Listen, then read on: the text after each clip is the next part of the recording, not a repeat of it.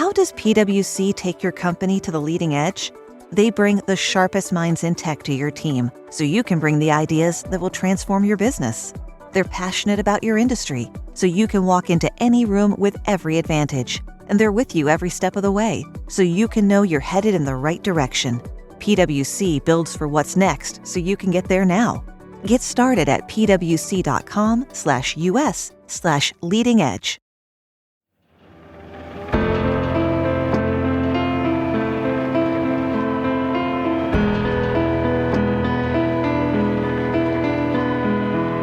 Welcome back to Drilled. I'm Amy Westervelt. This month, we are re-releasing Season 1 of Drilled about the origins of climate denial because a new peer-reviewed study in the journal Science has just been published showing that scientists working for Exxon in the 1970s and 80s predicted climate change with alarming accuracy.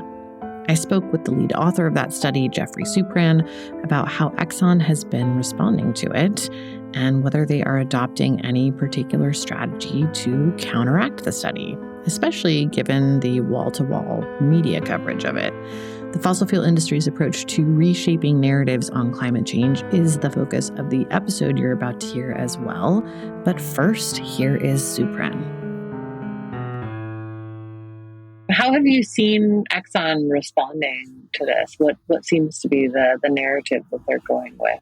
Well, I mean, as you've probably seen, they've been quite muted in their response. They've essentially just issued a blanket statement that we and everyone are just wrong. And the only counter-argument they've made is to point to the 2019 judge's decision about the New York lawsuit.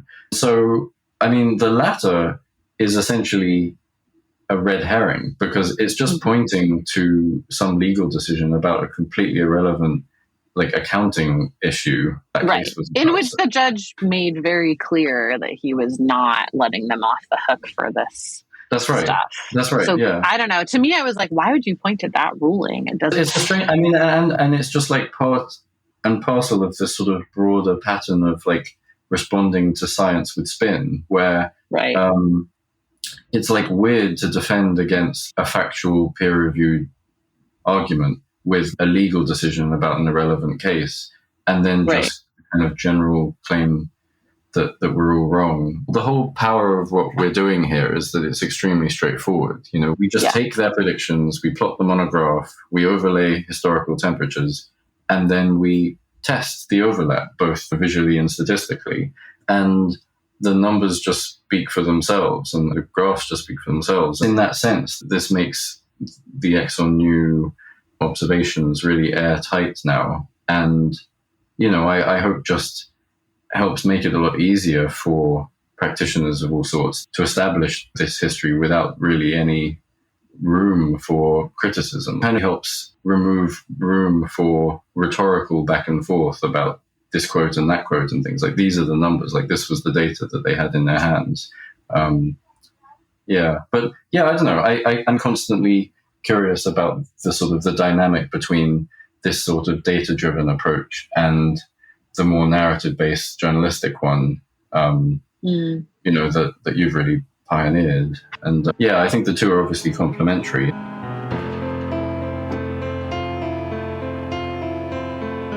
Coming up after the break, aggressive think tanks, shouty pundits, and a new religious argument. Stay with us.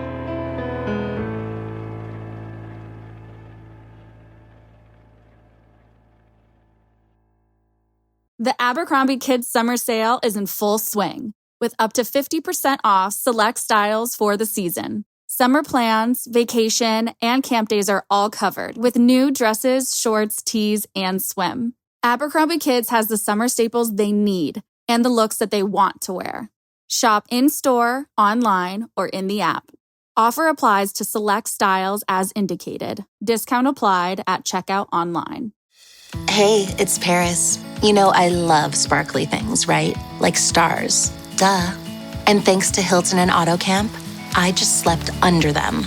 Picture me, serving looks by the fire outside my luxurious Airstream, making s'mores with the kids, while a national park is our backdrop. The great outdoors meets Hilton hospitality. That's hot. Explore all the new ways to stay at Hilton.com. Hilton for the stay.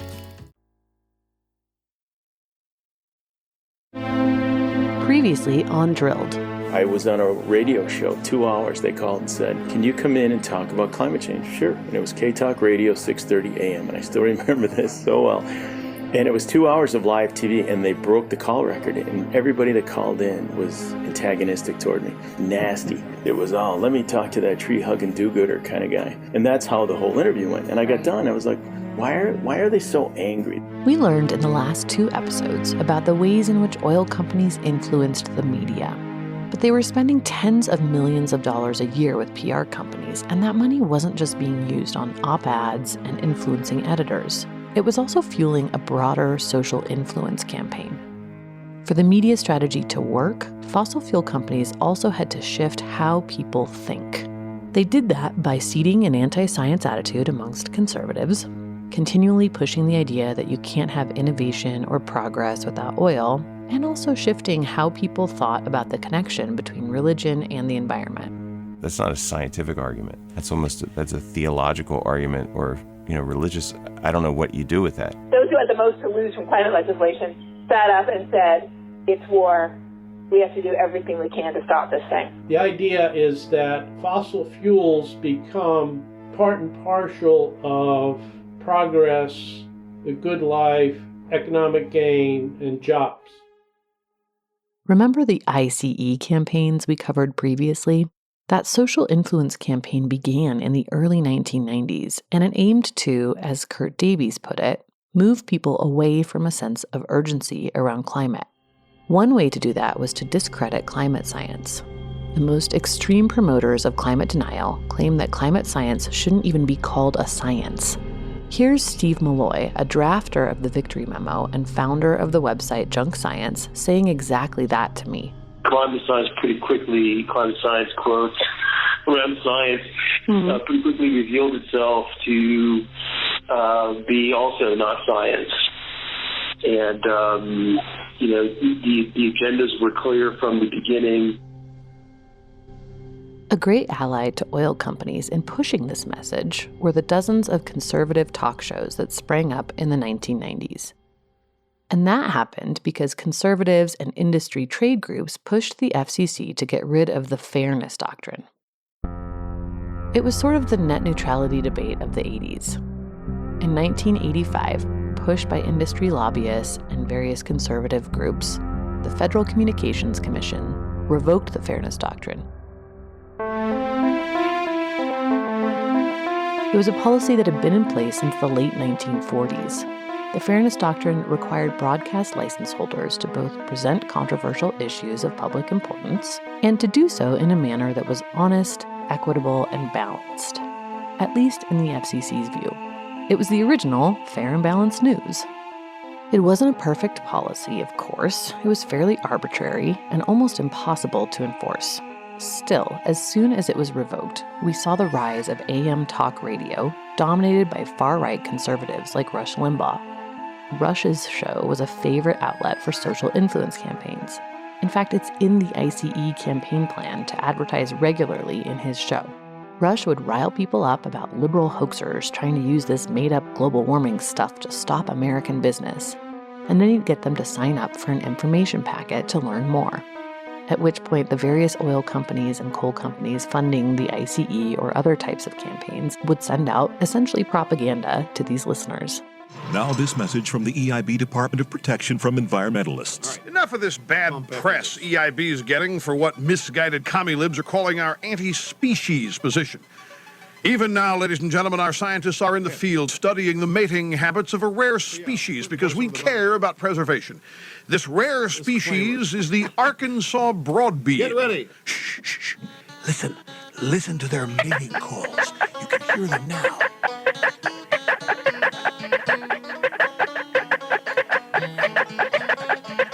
As you have plainly heard, ladies and gentlemen, environmentalists from the Limbaugh Institute for Advanced Conservative Studies have unearthed this amazing discovery, the mating habit of the Arkansas broadbeam. It happens every 4 years. It roughly corresponds to that period from the day after the Democratic Convention to the evening before Election Day. As a public service from the EIB Department of Protection from Environmentalists. By the way, the sound that we've used to identify the Arkansas broadbeam, ladies and gentlemen, is the laughter of Hillary Clinton. Hear that misguided commie libs bit at the beginning there? If that sounds a lot like the part in the Victory Memo where fossil fuel industry groups and oil companies wrote that their goal was to make people who believe we need to act on climate change seem, quote, out of touch with reality, that's no coincidence. It was a key talking point for oil company-funded campaigns. A key target of the ICE campaigns played into this too. Their strategy documents cite older, less educated men as a choice demographic for anti-climate science campaigns. That target turned out to be right on. This group ate up the messaging around climate denial and were easily mobilized by conspiracy theories. To this day, the vast majority of climate deniers fit this demographic. There's a lot of research that has absolutely showed there is a strong gender component to rejecting climate science. The vast majority are men. That's climate scientist Katherine Hayhoe again, noting that the vast majority of climate deniers are men. That's not just from the anecdotal evidence of who tends to harass her, it's also backed by multiple studies. One from Michigan State University sociologist Aaron McWright and Oklahoma State University sociologist Riley Dunlap looked at public opinion polls from 2001 to 2011 and found that white conservative men in particular are far more likely to be climate denialists than any other type of American. And those who identify as having a great understanding of climate science are even more likely. There's that perfect mix of denialism with just enough actual science that the oil companies perfected in the 1990s. These campaigns got people fired up and fed into a desire to avoid the complexities of dealing with climate change. The cycle of outrage and the linking of conservative identity to it carried into the creation of Fox News in the mid-1990s, which brought more of the same. It seems normal to us now, but just listen to the difference between this, Walter Cronkite in the 80s, There's another warning today about the greenhouse effect. That buildup of carbon dioxide scientists fear could create a global warm-up. Energy Department consultants say future coal use by the United States, China, and the Soviet Union could create an impact beyond human experience, creating average surface temperatures likely to be warmer than at any time during the last 100,000 years. Because some regions would benefit from the greenhouse effect, the report warns climate changes could pit nation against nation and group against group. The report calls for continuing study of the greenhouse effect. And this, Rush Limbaugh just a few years later. This is not the first kind of this story we've had. We've had numerous stories in recent years about expeditions to Antarctica to study climate change and global warming getting stuck in ice so thick that icebreakers couldn't even reach them. And they were shocked and they were stunned. They believe their own nonsense that the ice at the North and South Poles is melting, when it's not. It's getting bigger. By the early 2000s, not believing in climate change was a key part of the conservative identity. After more than a decade of social influence campaigns, a large number of people had been convinced that climate science was really just an ideology that you either believe in or not. Never mind that the same people funding those campaigns had acknowledged the scientific consensus on global warming several years earlier. But keeping people outraged about science is no easy feat. And so, climate scientists and environmental groups became targets. Here's environmental sociologist Bob Brule again. It's a matter of trying to, what they call, have interactions, fruitful interactions and partnerships with environmental organizations, bringing the environmental groups inside of the tent, making them feel as if they have power, and in the process they become compromised, lower their expectations of demands, and become tamed. On the other hand, those organizations that can't be brought into the tent and co-opted are subjected to harassment campaigns, and that there are public relations companies that specialize in going through the trash cans of environmental groups and engaging in harassing activities of environmental groups. The smear campaigns reached their peak around the Global Climate Summit in Copenhagen in 2009. Climate scientist Katharine Hayhoe says efforts ramped up around Copenhagen. In fact, she cites it as an inflection point similar to James Hansen's testimony in 1988 and the pushback around Kyoto in the late 1990s.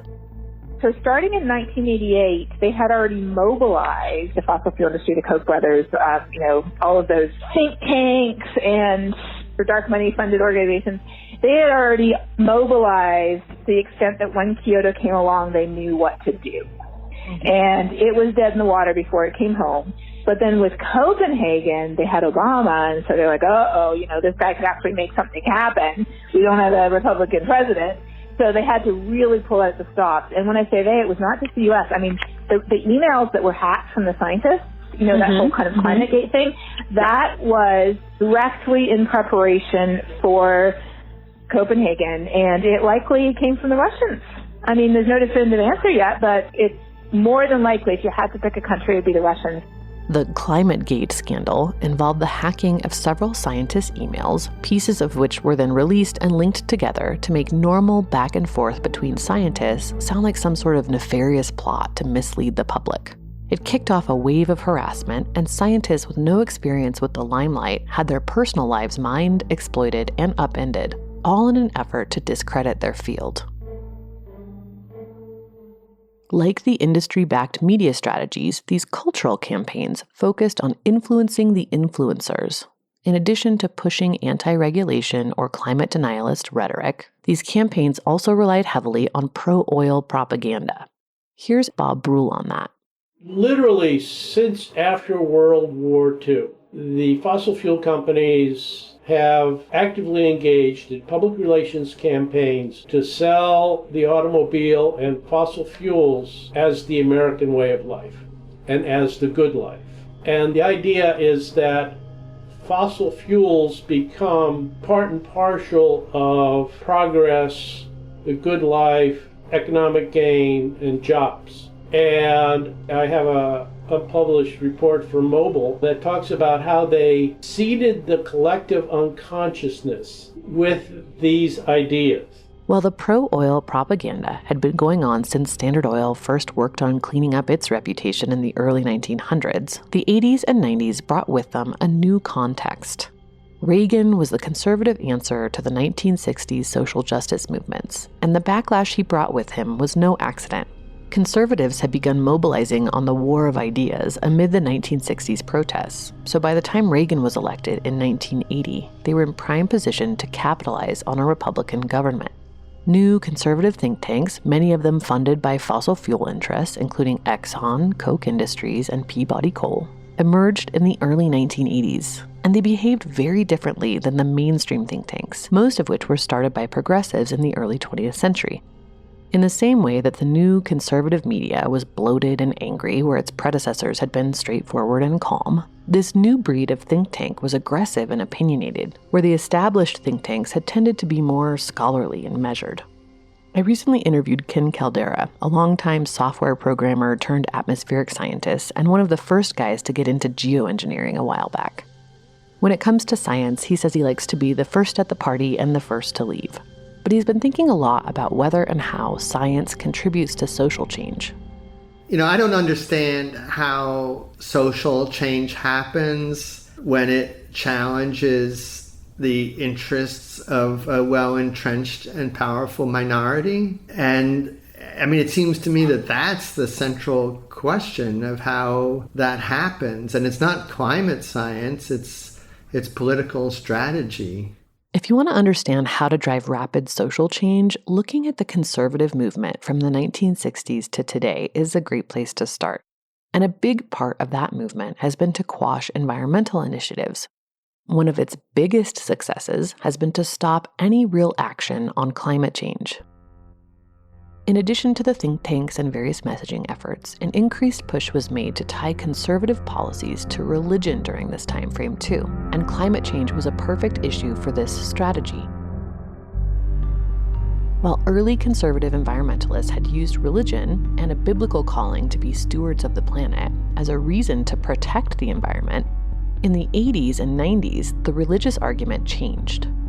In keeping with the whole manifest destiny idea, the prevailing argument in conservative circles became that God had given us oil and coal and that we're meant to use it.